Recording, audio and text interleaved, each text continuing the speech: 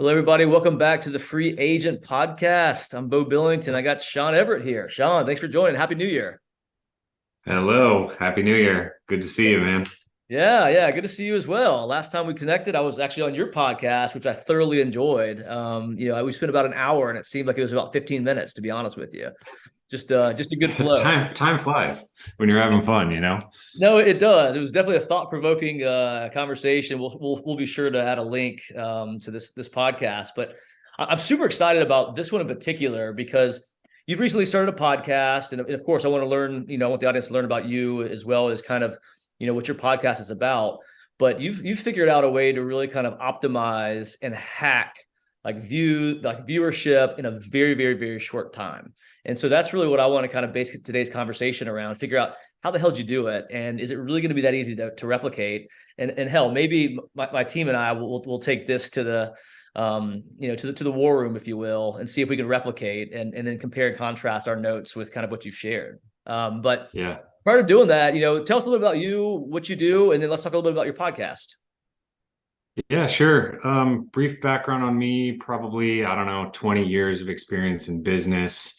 I've been advising and operating companies all the way up to the Fortune 1 and everything in between. And so I've been sort of on the bleeding edge of emerging tech a long time ago, which now is like just tech.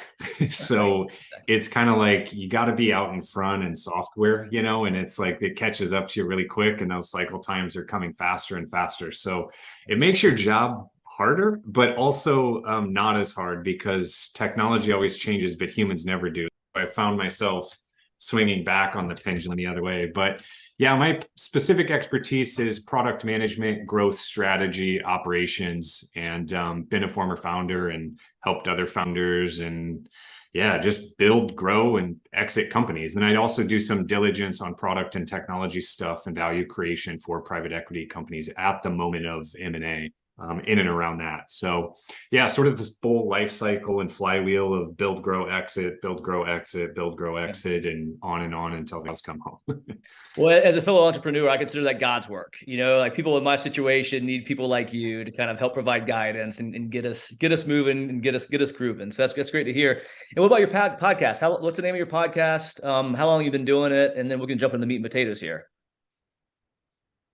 Yeah, the name is Ingenuity. And I started that I think, right after the first week in August of 2022. And it was a hypothesis test, and we can go into the details of that. So it's only been, I don't know, what, 4 or 5 months, something like that. And I'm at, I think, 85 episodes, but the cadence of that has changed over time. So yeah, I can talk about that as well. Yeah, so 85 episodes. That's interesting to me because I've been doing this for like a year and a half, and I think I'm like at 30, right? I mean, I'm trying to kind of get into a better cadence myself, better rhythm, and what I understand that's kind of critical to viewership and getting eyeballs on your content. But that being said, what I found really interesting is you did a case study, which again we'll put a link to. But in less than 2 months, you went from 0 subscribers, so that's zero goose egg, to 14,000, and you did so with a zero budget. Which is insane. So a couple more data points, your RSS subscribers went from 0 to 14,000 and YouTube views 0 to 35,000. Like teach, like how does one do that? Because I haven't found a way to kind of hack the system or optimize. And of course, that's the goal. I'm not trying to be the next Joe Rogan, but I would love to have more eyeballs on my content because ultimately that's my company's brand, etc. So how'd you do this? Yeah, well, let's talk about mindset first and approach. And so for me, the critical problem I kept seeing in the startups and companies I was working with was a fundamental one, which was how do we get more organic growth instead of paying for that growth? So like ads, right? And so it's a fundamental question. We needed to reduce our customer or our cost per acquisition, right? Per user, per customer, whatever. So, over the summer, I was thinking about it and I was like, all right, well, if I'm, quote, as good as I say I am, or like I know what I'm doing, then what I want to do is figure out, do I have the stuff in order to like practice what I preach, right? So I said, all right, let me set up a hypothesis test and design this thing, and let me do like some difficult metrics. And if I can do it, then, and I do it all by myself, no one else involved. If I can do it, then I have proven, at least to myself, that there's some kind of value there, that I'm on to something. And really what it came down to was, can I trust my instincts?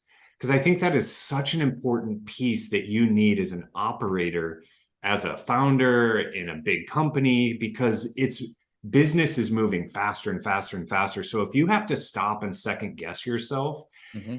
that is a curse. And so you need to be able to trust your own instincts built on experience, skill, whatever the case may be. So that was the approach and mindset. So I wanted to do something which was in a highly competitive environment, let's say social media, zero budget. So you can't pay for sales team, marketing team, you can't pay for ads, you can't pay for anything, basically. You have to do it all yourself.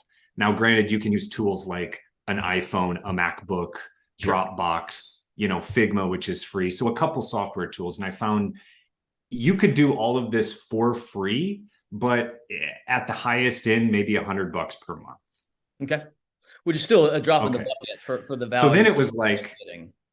yeah, right. So then it came down to, okay, I'm still operating businesses. So I need to be able to do this thing in like 1 to 2 hours a day.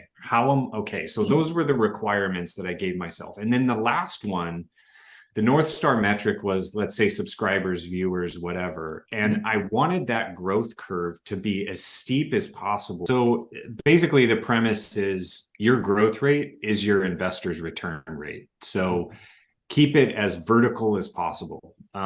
So that was the starting point. So then the question is, okay, those are the requirements. Now, how am I going to do it? So I had been on social media, I've designed some social networks and some media formats. So I had a hypothesis, which was, all right, can I look at all the short form content, TikTok, YouTube, Instagram Reels, Twitter, LinkedIn, and then podcast. And I wanted to test every media format. So not only every social media and distribution channel, but every media format. So text, audio, video, image, people, etc. And so what that meant is I had set up a hypothesis test where I'm testing every media format, every social network, to figure out the combination that grows faster than others. I even tested like music. And on the podcast side, because I wanted to get a number of episodes quickly, I had a hypothesis as well that, and I had this 10 years ago, which was, we're not going to spend an hour on a call for every podcast. I need some that are quick hits, a minute, 2 minutes, minute and a half. And I also knew that the human face was highly engaging rather than just other types of content. It just is from a human perspective. Agreed. So, Yeah. so that was the foundation. I'll pause there. Any questions? Well, no, I mean, a lot of this is resonating with me. So, as a founder myself, like analysis paralysis is a real thing. And so I think, trusting your instincts is critical. And we've all been caught in that situation. Also too, I've got a keen interest in keeping advertising spend low. And so organic growth is really important. And kind of like my singular focus for this year is, how do you flip the funnel? Right. So we've got campaigns where we're, doing, outbound and direct touch, but I really want to put myself and my company in a position where people are coming to us, and not to sound opportunistic, but we can kind of cherry pick those A and B clients, which is just a better partnership for us as well as kind of the companies we work with. So that really resonates. So I'm super engaged. Keep going. Okay. Yeah, and it makes sense. I mean, that's the whole idea, right? Is like lower customer acquisition costs. So, okay, so then what I did is I just go is the mindset.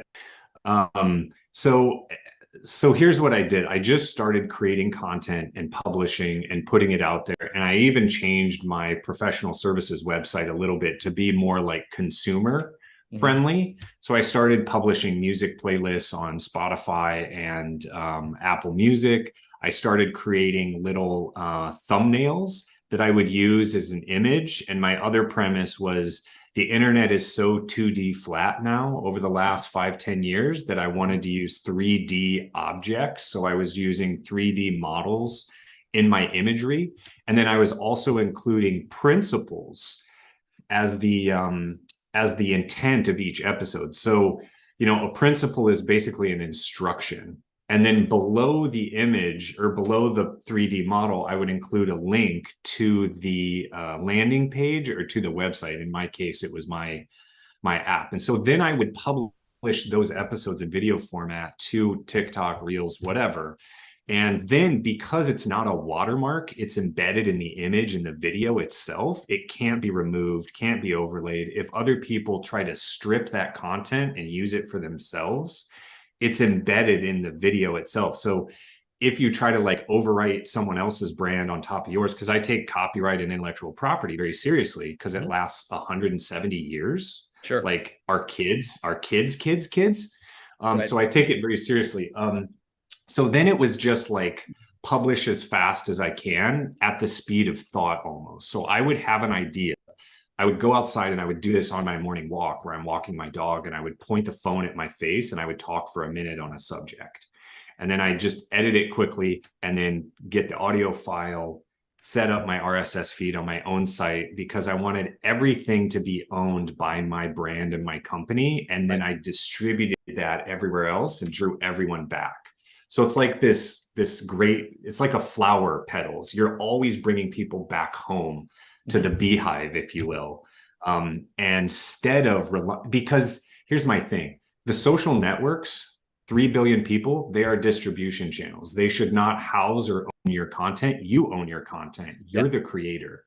And they are just a dumb pipe, if you will, that connects people together. But the content is the most valuable part of it, not the pipes connecting the piece together. So use the back of the distribution channels that already exist and bring the bees home to the hive, so to speak. No, I love the analogy, and that makes sense. And I feel like there's a revolution that's taking place right now about taking control of your own content, right? And going back to a homepage and RSS feeds and all this jazz and taking it from Facebook and et cetera. You get the point. A couple of questions. What type of content was this? Because I thought it was all business, but then you mentioned like some playlists, which is fine.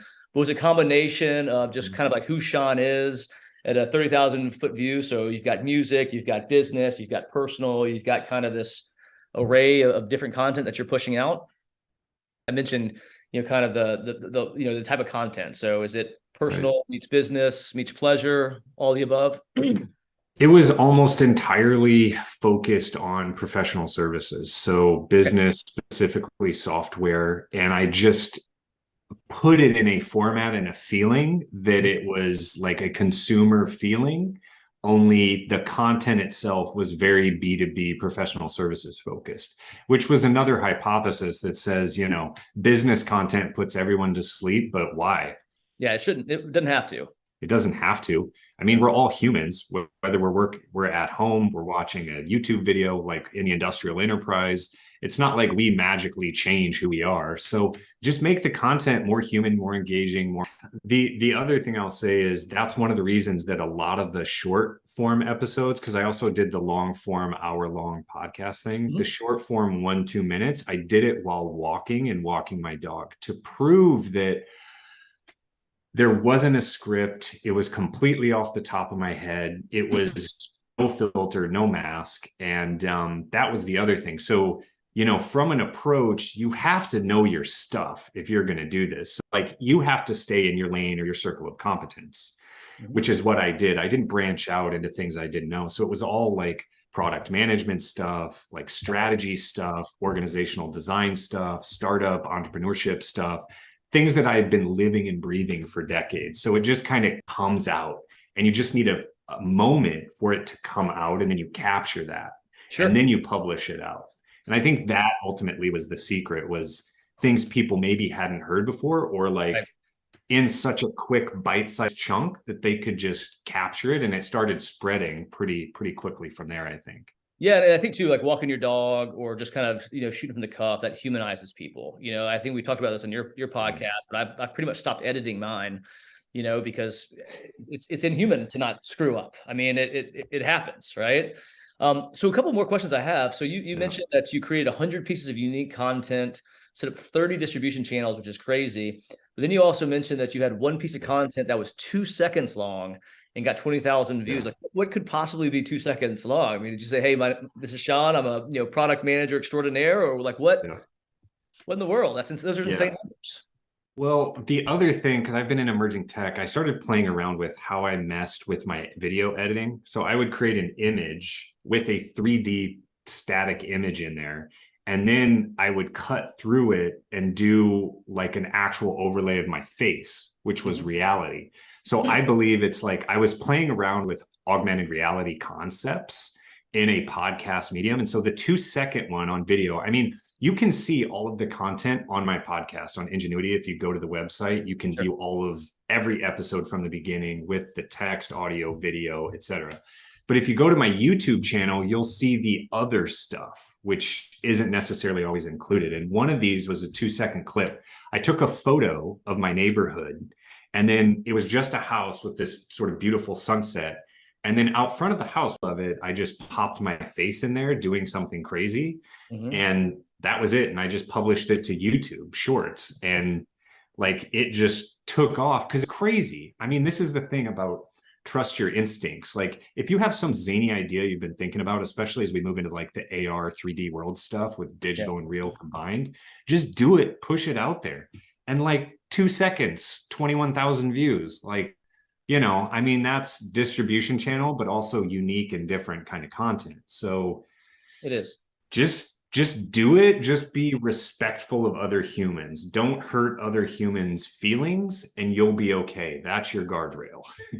Yeah, no, I think that's great. I like too how you use like you're using YouTube, but also YouTube Shorts. Sounds like you're also on TikTok. I personally have stuck to one channel, and that's typically LinkedIn. Well, actually two, LinkedIn and YouTube. But candidly, I Mhm. think my goal is to really kind of start leveraging the different distribution platforms that are out there because I'm only hurting myself by not taking advantage of the tools that already exist. So I think that's really interesting. And again, I Yeah. like too how you're talking business, but you're also kind of taking a real human approach. You're not in a white shirt with a tie on. Not saying that you're inarticulate, but like it's okay to mess up and you're being authentic, which I think is really what people are looking for these Yeah. days, especially with all the noise out there. So that's man, that's awesome. That's what I really appreciate Yeah.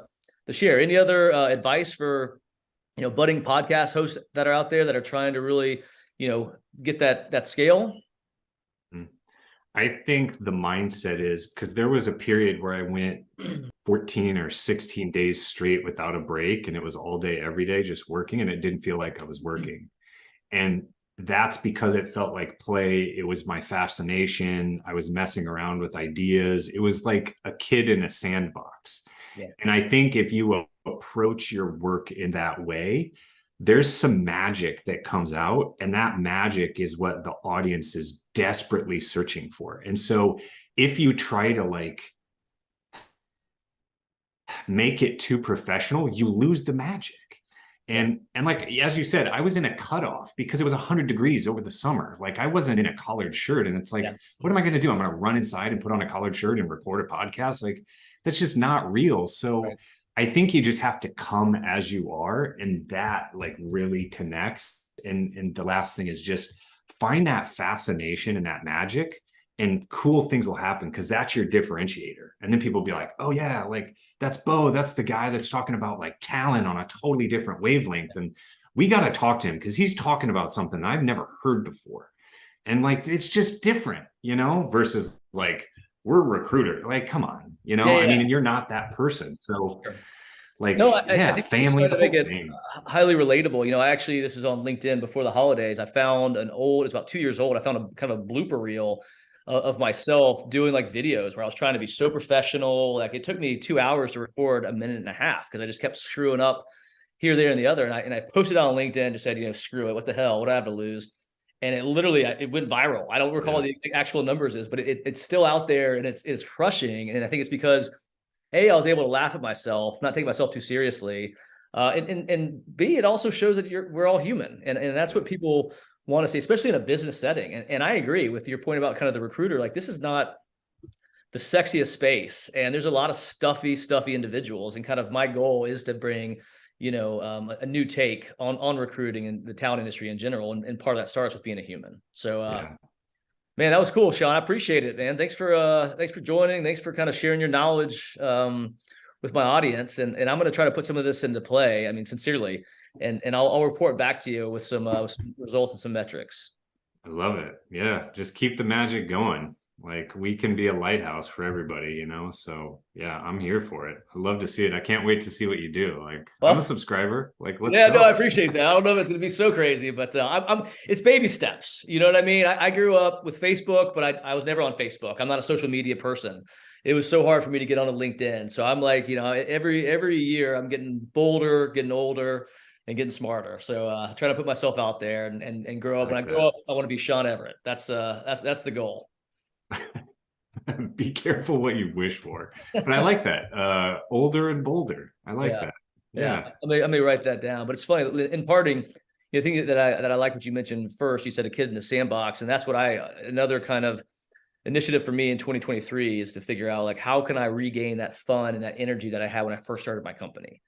And it's easy to lose Yeah. it. It's so easy, Yeah. especially as we age. I'll be 43 this year, and it's really my goal is like have fun again, like break Yeah. stuff, be bold. So I Yeah. appreciate the perspective, and thanks for being on, man. Yeah, for sure.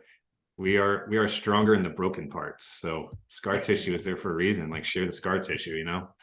No, Yeah. I like that. I love Yeah. it. Cool, bro. Great, man.